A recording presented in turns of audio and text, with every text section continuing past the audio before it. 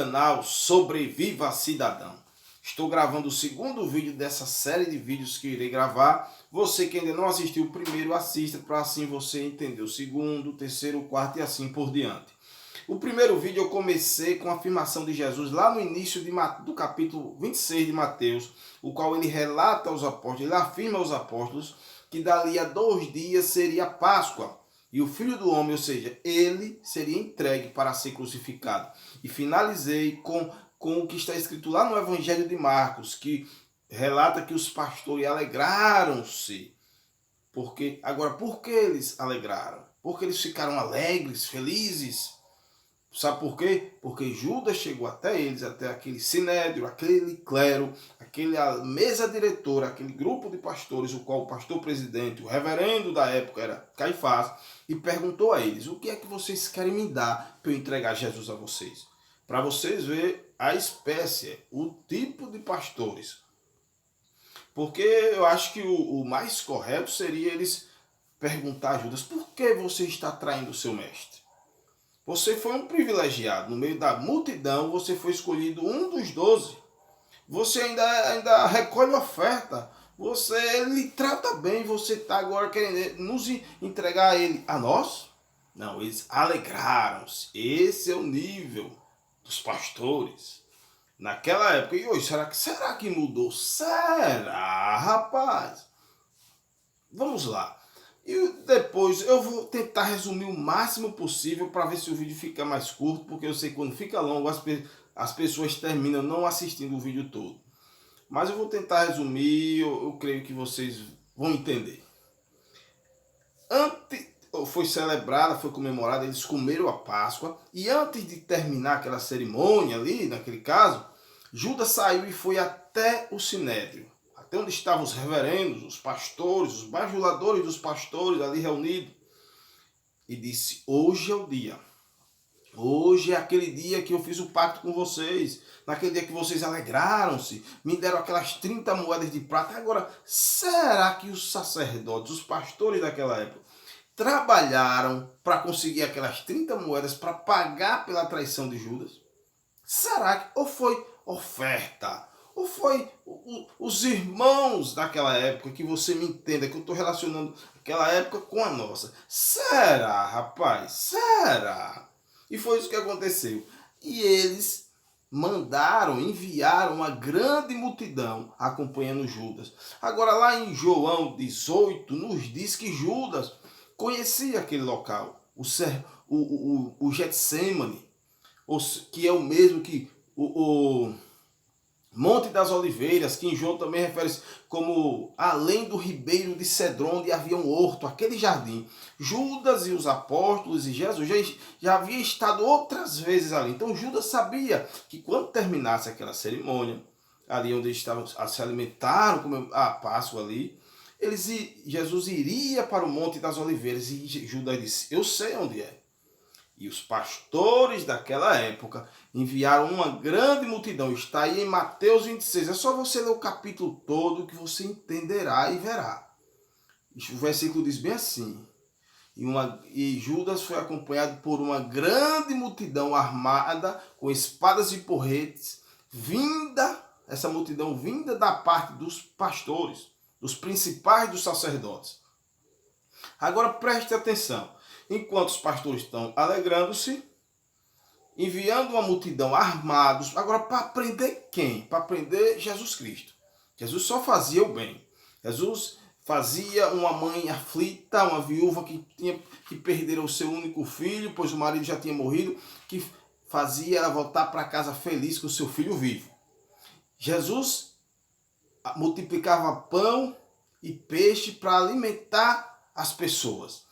Jesus curava a mulher que tinha 12 anos sofrendo, padecendo por um fluxo de sangue. Curava cego, transformava água em vinho para a festa do casamento não acabar. Ele só fazia o bem. Ele tratava bem publicanos, todos ele tratava bem. E agora aquela multidão está indo armada para prender este homem, que é o nosso Salvador e Senhor Jesus Cristo. para você entender a mentalidade daqueles pastores. E foi isso que aconteceu. Só que enquanto Judas estava indo com aquela multidão que os pastores ordenaram acompanhar Judas até o Getsemane, Jesus, o texto diz que quando terminou aquela cerimônia ali que eles se alimentaram a Páscoa, quando terminou aquela cerimônia, eles cantaram um hino e foram para o Monte das Oliveiras, para além do Vale de Cedron, como está escrito lá em João 18, onde havia um horto, aquele jardim. Só que o texto nos diz que quando Jesus chegou lá no Monte das Oliveiras, Jesus disse aos apóstolos: assentai-vos aqui enquanto eu vou além orar. Só que Jesus levou com ele Pedro, Tiago e João. Pedro, Tiago e João, os mais íntimos de Jesus. E quando chegou mais à frente, com esses 3 apóstolos, Jesus disse bem assim ainda: a minha alma está cheia de tristeza até a morte. Ficai aqui e vigiai comigo. Agora analise, os pastores estão felizes porque enviaram um grupo de bajuladores armados para prender o nosso Salvador e Senhor Jesus Cristo, aquele que só fazia o bem, que veio para salvar e dar o direito de vida eterna aos seres humanos. Eles estavam festejando. Enquanto isso, o nosso Salvador, que era na terra 100% homem e 100% Deus, sabia o que aconteceria? Estava dizendo aos 3 apóstolos, Pedro, Tiago e João: a minha alma está cheia de tristeza até a morte. Mateus 26. Aí nós pulamos lá para Lucas 22, não lembro o versículo, mas está em Lucas 22. Que Jesus estava em agonia, que suava, escorria suor do rosto dele, em grandes gotas de sangue, escorria até o chão. Porque a alma dele estava cheia de tristeza até a morte. Enquanto isso, vem um grupo de religiosos fazer uma pergunta. Será que você não está nessa multidão que obedece os pastores e desagrada a Deus? Porque eles estavam convictos que estavam fazendo certo. Nós estamos obedecendo ordem dos pastores, do reverendo, pastor, presidente Caifás, dos escribas. Será que você não está nessa multidão? Está contra o evangelho e achando que está a favor do evangelho de Cristo Jesus? E foi isso que aconteceu. Jesus ali. E enquanto isso vinha Judas, a multidão armada seguindo ele. Judas tinha dado um sinal a eles: aquele que eu beijar, prendei-o e levai-o com segurança. Nos próximos vídeos você entenderá porque Judas disse àquela multidão: prendei-o e levai-o com segurança. Foi isso que aconteceu. Quando Judas chegou lá no monte, no Getsemane, no Monte das Oliveiras, naquele jardim, Judas beijou Jesus e aquela multidão armada lançou mão de Jesus, prendeu Jesus e o manietou, ou seja, amarrou Jesus. Aí nós pulamos lá para João 18 de novo. Não lembro o versículo, mas está em João 18. Que relata que a corte e o tribuno e o servo dos judeus, que era aquela multidão, quando amarraram Jesus, o conduziram primeiramente à casa do sumo sacerdote Anás, o pastor presidente de honra, o sogro do atual reverendo, pastor presidente Caifás, ou seja, a filha do sumo sacerdote Anás era casada com o pastor presidente daquele ano, que era Caifás. E por essa influência, eles primeiro levaram Jesus amarrado para a casa de Anás. Chegando lá, Anás interrogou Jesus acerca dos seus discípulos e acerca da sua doutrina. E Jesus afirmou àquele sumo sacerdote Anás: sempre falei abertamente ao mundo. Nunca ensinei na sinagoga ou no templo nada em oculto. Todos aqueles que me ouviram entenderam o que eu falei. Então não pergunte a mim, Anás. Pergunte às pessoas, que elas falarão a você o que era que eu ensinava, o que era que eu pregava no templo, na sinagoga, nos vilarejos. E um servo do sumo sacerdote Anás esmurrou Jesus, deu um murro, esbofeteou o rosto de Jesus e disse: é assim, Jesus, que você responde à pergunta, à interrogação do sogro do pastor presidente atual? Para você ver, mais uma pergunta eu faço a você. Será que você não está tão cego nesse sistema religioso que tem que agradar o seu pastor, que você desagrada o Deus Criador do universo? Porque Jesus interrogou e falou a verdade ao sumo sacerdote Anás. Eu não falei nada em oculto. Pergunte às pessoas que elas falarão, Anás, o que foi que eu ensinei. Só que o camarada, não, você não pode falar assim com o pastor. O pastor é o homem de Deus. Deu um murro no Salvador do mundo. Naquele que venceu a morte, que estava ali, que era 100% homem, 100% Deus. De que lado você está? Essas interrogações que eu quero que você gerar em você.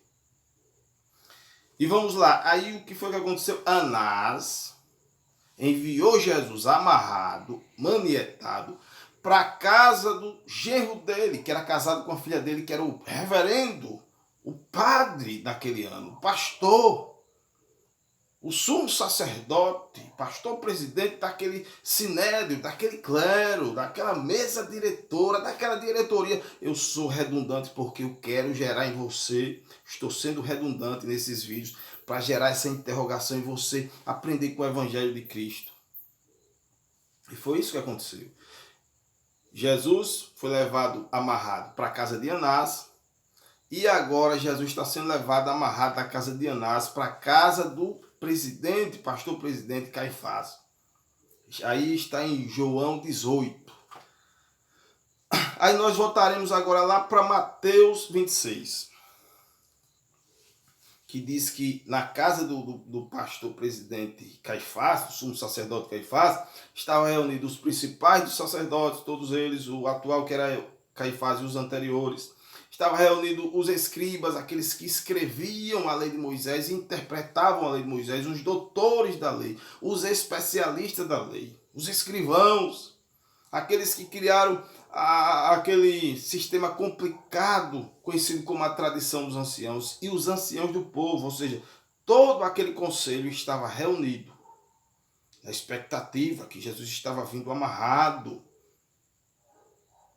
e seguido e trazido por aquela multidão armados com espadas e porretes. E foi isso que aconteceu. Chegando lá, o texto aí em Mateus 26, leia. E se você é tão cego que pode afirmar que eu estou mentindo, rasgue a folha da sua Bíblia em Mateus 26 para você não conseguir enxergar isso. Ou risque, porque você não crê no Evangelho, então risque, toque fogo. Eu não risco, eu não rasgo, eu não toco fogo porque eu creio no Evangelho de Jesus Cristo. Não de líderes falsos, hipócritas e mercenários, mas no Evangelho de Cristo Jesus. Não o Evangelho segundo Constantino, o Evangelho segundo Cristo Jesus, Filho de Deus. Chegando lá, Mateus 26 é bem claro. Os principais dos sacerdotes, os escribas e os anciãos do povo procuravam falso testemunho para dar-lhe a Jesus a morte. Ou seja, os pastores ali reunidos estavam procurando uma pessoa com uma mentira para convencer o governador Pilatos a crucificar, a decretar a crucificação de Jesus. E o texto em Mateus 26 diz que não apareceram muitas, apareceram algumas, mas não era convincente para eles. Mas por fim apareceram duas testemunhas e disseram: este aí disse que derribaria o templo de Deus e o reconstruía, o reedificaria em 3 dias. E o reverendo Caifás, o pastor presidente, o chefe do sinédrio, o padre, chefe daquele ano, interrogou a Jesus. Não responde nada ao que estes depõem contra ti? Não vai falar nada a respeito desta acusação que estão fazendo contra você? E Jesus guardou silêncio. E o que foi que aconteceu? Ele insistiu ainda mais e disse: conjuro-te, levantou-se e gritou: conjuro-te pelo Deus vivo que nos diga se tu és o Cristo, o Filho de Deus.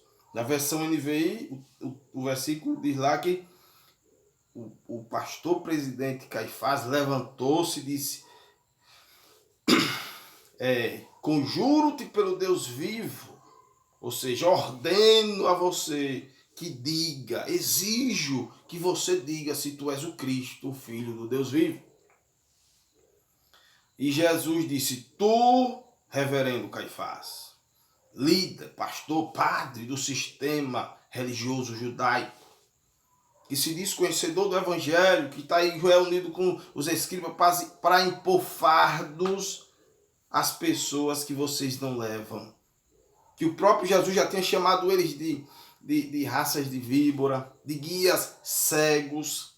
Jesus disse, quem vos livrará da condenação do inferno? Com quem? Com os pastores daquela época. E agora Jesus disse, você que está dizendo, mas escute essa, pastor Caifás. Em breve vereis o Filho do Homem, o Filho de Deus, assentado à destra, à direita do Pai e vindo sobre as nuvens do céu. E aí o reverendo Caifás, o pastor presidente, o chefe do Sinédrio, o padre chefe daquele ano, indignou-se e disse, blasfemou, ele blasfemou. Você blasfemou, rasgou as suas vestes, trazendo para hoje. Rasgou o terno caro comprado com as ofertas e dízimo daqueles que vendem bala no semáforo, daquelas que faz faxina como diarista, daqueles que trabalham como ajudante de pedreiro, como já trabalhei muito, cavando buraco no sol, não tem nenhuma água gelada para beber, rasgou aquele terno caro, trazendo para nós hoje. E o que foi que aconteceu? Ele disse, não precisamos mais de testemunha. Ele já se autocondenou. O que é que vocês acham? Obreiros, escribas, anciãos do povo, bajuladores, meus bajuladores aqui nessa reunião, dessa diretoria, dessa mesa diretora, desse clero. O que é que vocês acham? E eles disseram, ele é réu de morte. Jesus é réu de morte. E o que foi que aconteceu? Eles vendaram nosso Senhor e Salvador Jesus Cristo. Quem era que estava ali? Em Mateus está bem claro. Jesus foi levado amarrado da casa de Anás para a casa de Caifás, onde estava reunido todo o conselho, todo o concílio, toda aquela diretoria, todo o sinédrio. Agora eles vendaram o olho de Jesus, cuspiam no rosto de Jesus. Está aí em Mateus 26, leia. Esmurravam, esbofeteavam o rosto de Jesus e ainda ironizavam, riam e perguntavam, já que tu és profeta, diga quem é que está te batendo, quem foi que te deu esse murro agora, Jesus, porque Jesus estava vendado. Cuspiam, Jesus dizia, se tu és profeta, diga-nos quem foi que te cuspiu agora. Quem foi? A réu foi aqueles que estavam na reunião na casa do pastor presidente, onde estava o sumo sacerdote, aqueles antigos sumos sacerdotes, os escribas e os anciãos do povo e aqueles bajuladores, como existe hoje na sua denominação, você que frequenta alguma denominação, que eles preferem, como está escrito lá, como eu já falei no primeiro vídeo, seguir aquilo que está lá em João 12, 42 e 43. Eles amam mais a glória de Deus, ou eles amam mais a glória dos homens do que a glória de Deus. É por isso que eu te digo, será que você não está nesse grupo que prefere defender os principais dos sacerdotes, os pastores, e termina desagradando a Deus? Será, rapaz?